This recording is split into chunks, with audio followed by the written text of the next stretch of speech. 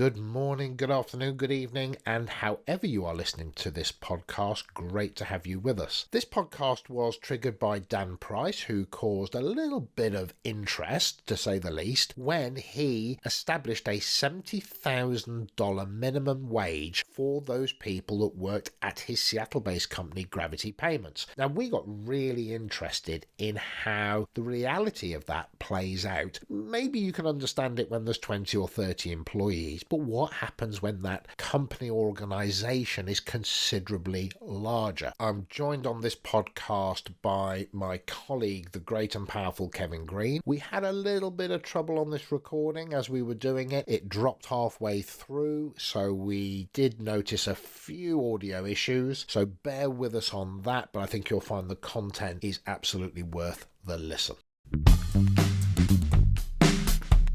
Welcome to Leadership Bites with your host Guy Bloom, a leadership podcast, conversations, just me talking and occasional interviews. Check us out at livingbrave.com, and when you enjoy the episode, subscribe and tell everyone.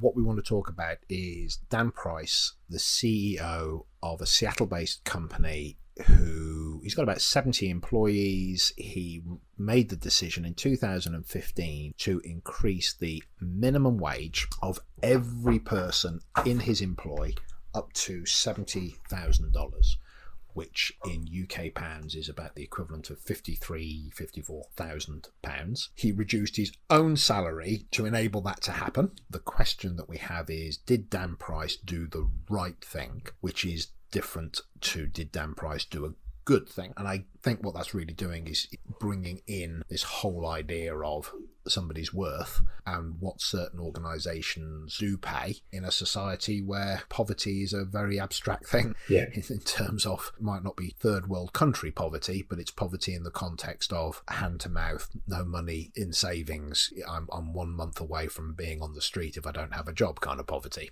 Great point, because his firm is based in Seattle.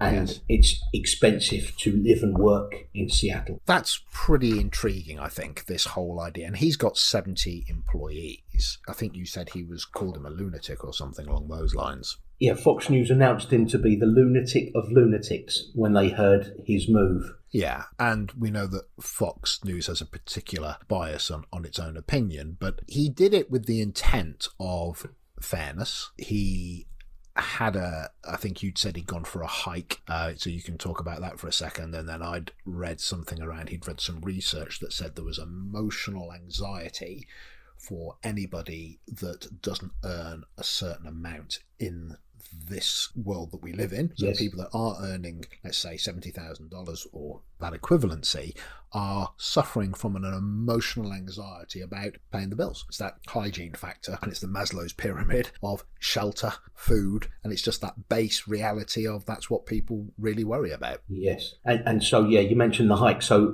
my understanding is that he was out for a bit of a walk up a mountain with a friend of his, and she was describing to him how she was struggling to pay her bills. She was earning $40,000 a year in Seattle, and that did not leave her enough left over at the end of the month to have enough luxury items. He goes to bed that night and struggles with that. So I guess the backdrop in my head is we can rely on governments to have a minimum wage in the name of fairness, but he decides, well, the government's minimum wage for Seattle doesn't take into account how much it costs to live and work here. So I can make up my own minimum wage for my company because I'm in charge of my own company. And he decides, following the research that says it should be $75,000 a year, I can decide to set my own minimum wage for my company. And so a lot of people end up doubling their salary overnight. Now, the criticisms of that is I'm a senior person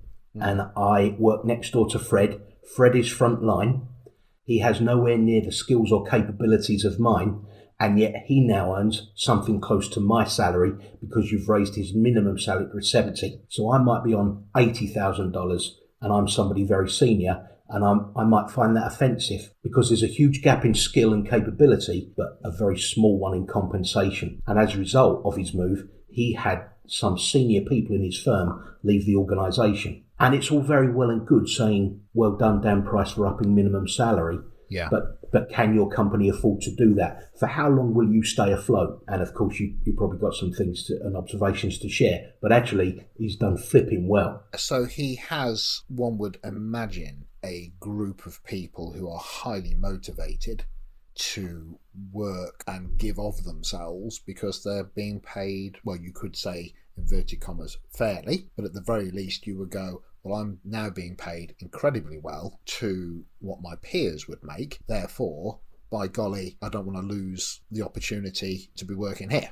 Yes. Can you imagine the clamour to try and get a job with his company now? Well, that's what I'm also interested in. Am I here now because of loyalty, or am I here now to get the salary? And it would be very interesting, wouldn't it, to say it probably is, and I do not know, culturally, let's just say, it's a really great place to work. Yes. And by guessing, anybody that's got a MD that's willing to do that, it probably is a good place to work. And if I was on that salary, and then while I was working for them, that happened, my sense of contribution would be extreme because I've already got that emotional connection to the business. Then you increase my salary. Wow, how fantastic. But I wonder what that means to new people coming in. Are they now coming for the culture, or are they now coming for the salary? And if things ever change culturally, because there are ebbs and flows, and it is quite a small company, and so it probably is quite a fun kind of family feel to it. As that business gets larger, A, can it sustain that salary? Because that would be quite interesting if they can't, and do they go, actually,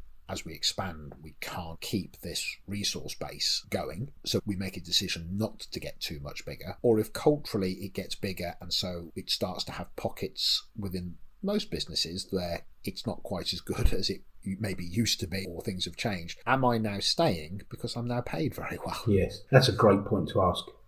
So I think that places a pressure on their recruitment process. I can't imagine that they can have much churn. So their recruitment is going to be based largely on expansion. So they'll know the look and feel of the ideal employee, but now they need to be able to recruit for, what's your motivator? Are you just coming to us because we have a minimum salary of $70,000 per annum? So I would imagine if they get their recruitment processes really robust around sifting people out that might be attracted by the minimum salary only, I would imagine culturally they're in great shape to self-manage anyway, because I'm so fiercely loyal to this organisation and this CEO, Dan Price, who did this for us. If I do spot a co-worker that's kicking it back and got their feet up, so to speak, I would imagine they would self-manage that individual out of loyalty to the brand, to the organisation, to the culture.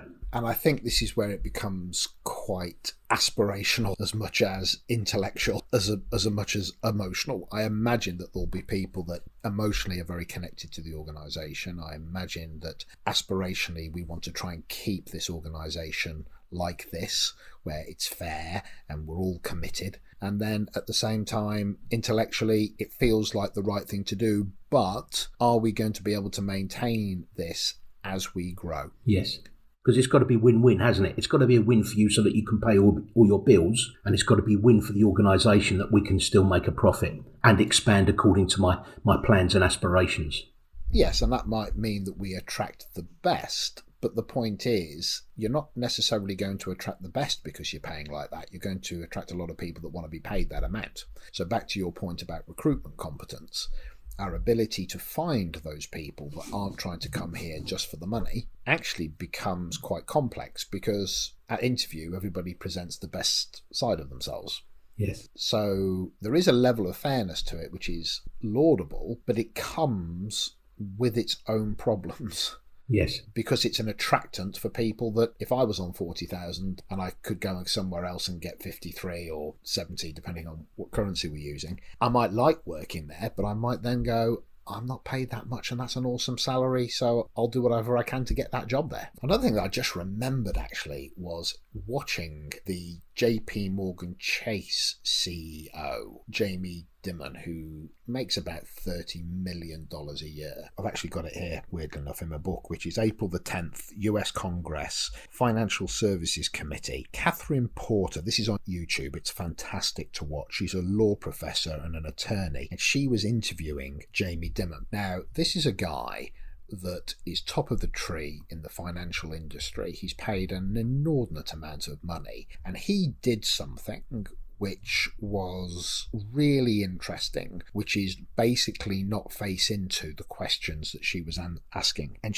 I'll just quickly read this out. She said to him, "You're an expert on financial statements. You run a $2.6 trillion company. So I just want to talk to you about family budgets and stuff like that." So she said, "I went to monster.com and I found a job in my hometown of Irvine at JPMorgan Chase, which is his company, well, the one that he runs. And it pays $16.50 an hour." And then she gets up a marker pen and she gets a whiteboard. And she said, "Just help me do the maths here." So she goes, $16.50 at 40 hours a week for 52 weeks of the year. That comes to $35,000.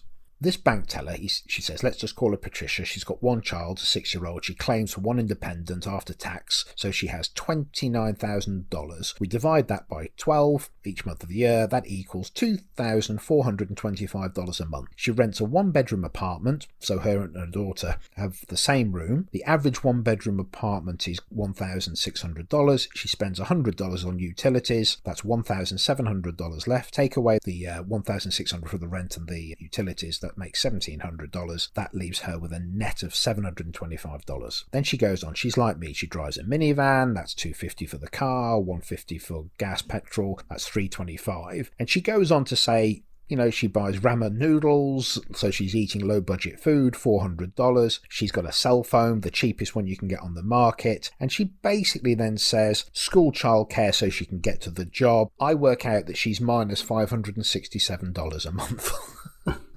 What are you going to do about that, Jamie? Well, she basically said, my question for you, Mr. Dimon, is how should she manage this budget shortfall while she is working full-time at your bank? Oh, I have to know the answer. Jamie Dimon says?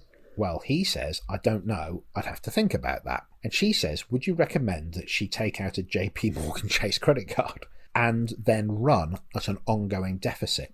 And his response was, I don't know, I have to think about that. Then she says, would you recommend that she have an overdraft at your bank and be charged overdraft fees? And he said, I don't know, I'd have to think about that. I'd love to call up and have a conversation about her financial affairs and see if we can be helpful. Then she says, well, see if you could find a way for her to live on less than the minimum wage as I've described. Would that be the point of your call? And he said, well, just to be helpful. So it goes on. If you watch it, it is one of the most powerful clips, because what you have is a man who does have an answer but doesn't want to give it. I guess the whole thing about that incredibly uncomfortable interview, and again on YouTube, it only lasts about 8 minutes, but you are watching a man who has a huge amount of income, who probably, in fairness, never comes into these things, but he's not working harder probably than she is, but he has a skill that she doesn't and all these kind of things, so he knows how to run an organisation, but he's getting this immense salary. There's this individual who, by the looks of it, cannot live and at the very least save money, and is probably running at a deficit, may or may not have to borrow money or get a second job or whatever it is to not be in debt. And I guess that's what this is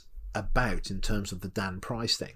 How many people are in the workplace, take away living at home with parents, which are people are doing for longer periods of time? How many people are in the workplace with a level of anxiety about their income? And all of this really is around culture, which is it surprising that we have people that operate from a position of submission? I daren't lose this job. Yeah, it's a big deal. There are CEOs, for example, Andrew Green, who runs a media manufacturing company in Fort Lauderdale, who's saying, I realised because of what Dan Price did that I'm earning 30 times the salary of most of my people, but I can't square away in my head that I'm 30 times more valuable than they are. And so he gave himself a pay cut, significant pay cut. And that speaks to the Jamie Dimon interview that you just described. I suppose life isn't fair, right? We can go down that whole path of footballers are paid a certain amount of money, soccer players are paid a certain amount of money, and then you've got people who are doing jobs in the emergency services and they're paid paltry sums and they're saving lives for a living as opposed to kicking a football around a field. We understand that as much as we might like to click our fingers and make things true, the world isn't fair. However, what does Dan Price do? He says, I actually think there's something so significantly unfair that I want to do something about it. And you could argue that, yeah, you own the company, my friend, and the chances are when you come to sell it, you're going to do incredibly well at the back end. Yes. Who knows? But the question that we posed, which is, did Dan Price do the right thing by making everybody's salary $70,000 dollars is almost maybe not the question. It leads into that thing of how fair are salaries in the UK, in the US, in Italy, in France, in basically first world countries, where there is this veneer of, well, not in a third world country. So who's really suffering? Well, actually, quite a lot of people are living in a constant state of anxiety. Yes. And I wonder when we as leadership development professionals are saying to people when it comes to cultural change, hold space, have an opinion, be curious, offer challenge, there's a lot of people that may very well go, yeah, but I can't risk it. I can't risk that being taken the wrong way, because if I do, I'm not financially secure. Intellectually, bringing that curiosity, inverted commas, challenge into the workplace is the right thing to do, because senior people do require curiosity and challenge. But what you're really asking me to do, Guy, is to take a risk that could actually mean, if that person hasn't got the emotional intelligence and doesn't value it in the same way as you're espousing, I run the risk of being penalised or even let go in due course because of me operating inverted commas in the right way, but that not being taken as being on the bus or part of the team because I'm bringing challenge. And that just tells me that you're working in an organisation which is culturally not right yet. So the best case scenario is that the symbolic act demonstrated by Dan Price takes a hold. Other people take note. We have a flock of people wanting to work for the companies owned by the Dan Prices of this world, and then others have to follow suit, i.e. make it safe to stand up, be counted, stick your head above the parapet in the name of bringing challenge. There's a couple of other things that I think are in play here. The research says, which you're probably aware of, that money ceases to be a motivator for an employee as soon as you pay somebody enough to take money off the table, i.e. go back to what you mentioned earlier about Maslow. So there's some science and there's some examples, but it meant that Dan Price read an article, I think you mentioned earlier, from Harvard that says, yeah, that figure to take money away from people's heads, knowing that they can pay the bills and have a bit left over for luxuries, in the Seattle area was $75,000. So what it did for his people is to take the pain of, can I pay my bills, out of my head. And as a result, there are employee testimonies available on the internet that talk about how they bring a much better version of themselves to work with them every day just because they're not thinking about money. They're not worrying about money. Yes. Because he took it off the table through $70,000 a year as a minimum salary. And I really buy into that with a caveat, which is he probably is a good guy. It probably is a good environment. It's a small-ish company, 70, 80 employees or whatever it is. So it's probably got that family feel. You know, I sort of mentioned that hypothesis a little bit earlier. When you pay me that money, I also think there are two types of people. People that will move towards or away from. Why do you do something? Well, you're moving towards something good. Yes. Or away from something bad. And some people will gravitate towards that and they will go, this is fantastic and how respected I am and the value I'm now prepared to bring. And so you will get the best of them. And that I'm sure is the majority. And then I imagine that there are people that will behave in the negative. I don't mean by being sabotorial, but by being that little bit more submissive, by being that little bit more willing to say yes to something, because they now look around and go, well, it is fantastic that I'm being paid that, but nobody else pays that. So if I lose my job here, I ain't going to get this anywhere else. So I bring the A-game version of me every day. Well, I think.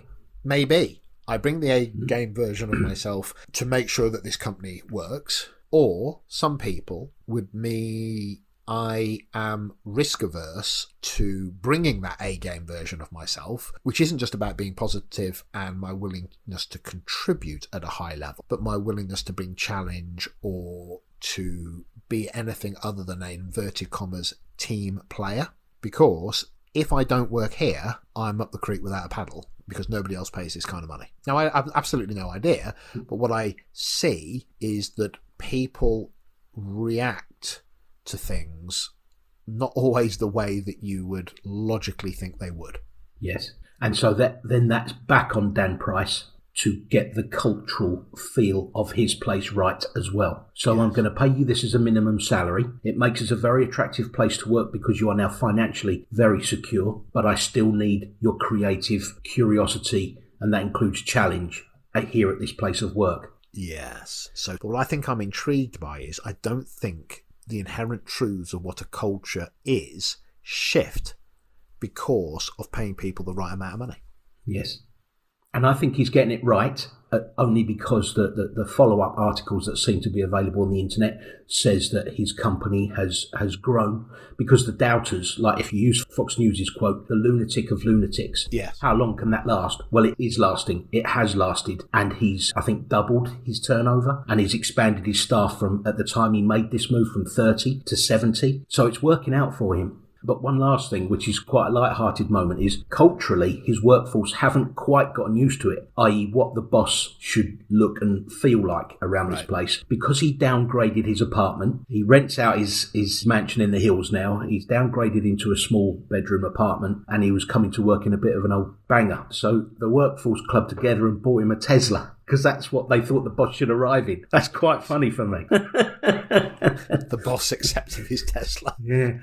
Thanks very much for paying us all a minimum salary of $70,000 a year, but actually, you've downgraded too much. Here's a better car for you to come to work in.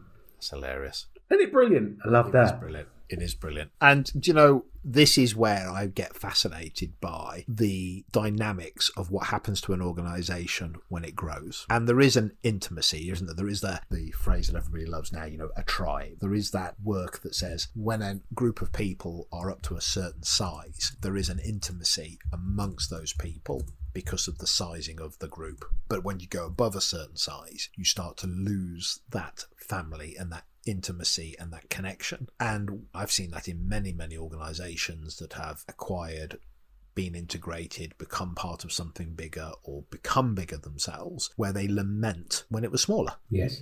And everybody knew everybody. So we used to work at Churchill Insurance, right? Yep. And that was, you know, not an insubstantial business, but it was at the time, it felt like a family. Everybody was more or less based at one site. Loved it. But then when it acquired other businesses and it got bigger, and then of course it got taken over by Royal Bank of Scotland, which is its own story. It's its own story that makes your eyes start to twitch just at the thought of it. But when it did, it became a different animal, predominantly, yes, because of the nature of the acquirer, but also predominantly because size changes the connection and the intimacy that people have. People, I think, joining an organisation start to shift from I've come here because I know somebody, or I've heard it's a great place, through to I'm now attracted to it because it would look good on my CV, or I'm now attracted to it because I know it pays quite well, or I'm now attracted to it because there's a certain amount of learning I can get and I can use it, and because of the name of the company now I can use it as a stepping stone to another organisation. So there are people that might be invested emotionally in an organisation, and then as it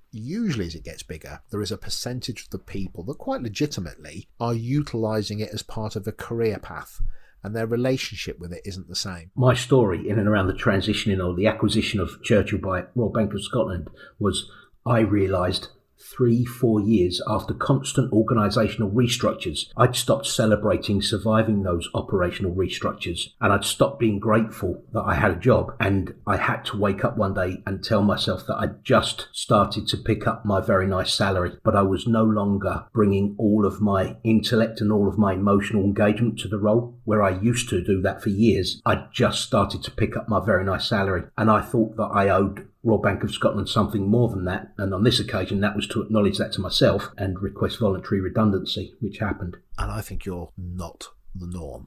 I've just called you not normal, so I think that's great, and I really do, and it's one of the reasons that you and I connect, is because whenever I'm with you, I do think I really do need to try harder at being a better human being. But I do recognise that I'm not quite as, I'd like to think that I am, and I do try, and maybe as I've got older and more financially secure, I've become more willing to stand my ground on a position, be it about social responsibility or ethics. But when I was younger and I didn't have the money and I didn't have the backing, and then you've got a family and you haven't got the financial security, it's a heck of a lot harder to hold ground on a position. And Guy, forgive me, the only reason I tell you that story is only to make the point that money will only go so far as a motivator. Yeah. And then it becomes far more than money. I was getting the money, but culturally I no longer felt an emotional fit with the place, and I owed an acknowledgement of that to my employer. So money will only motivate, I think, everybody to a point. Like Dan Price acknowledged, he wasn't paying people enough And so let's get money off the table as a motivator. Yes. And now you can relax in financial security. Now what can you bring to the world of work here? And I think he's nailed it.